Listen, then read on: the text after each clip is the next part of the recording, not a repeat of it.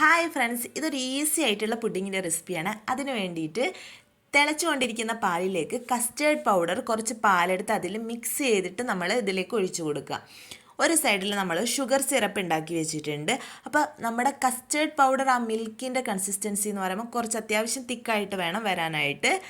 അപ്പോൾ ഒരു സെറ്റ് ഞാൻ ഇവിടെ ഓൾറെഡി ഉണ്ടാക്കി വെച്ചിട്ടുണ്ട്. അടുത്ത സെറ്റിലേക്ക് വേണ്ടിയിട്ട് റസ്ക് ഇതുപോലെ ഒരു പാത്രത്തിൽ നിരത്തി വെച്ച് കൊടുക്കുകയാണ് ചെയ്യുന്നത്.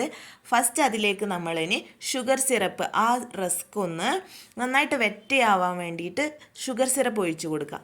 അതിൻ്റെ മുകളിലേക്ക് നമ്മൾ തയ്യാറാക്കി വെച്ചിട്ടുള്ള ആ പാല്, കസ്റ്റേർഡ് പൗഡർ, ആ മിക്സ് ഉണ്ടല്ലോ, അത് ഒഴിച്ചു കൊടുക്കുക. ഇനി നമ്മൾ അടുത്ത ഒരു ലെയർ കൂടെ റസ്ക് വെച്ച് കൊടുക്കുക. അപ്പോൾ നമുക്ക് ആ ഒരു കേക്കിൻ്റെ ആ ഒരു നല്ലൊരു കൺസിസ്റ്റൻസി പോലെ തോന്നും കേട്ടോ.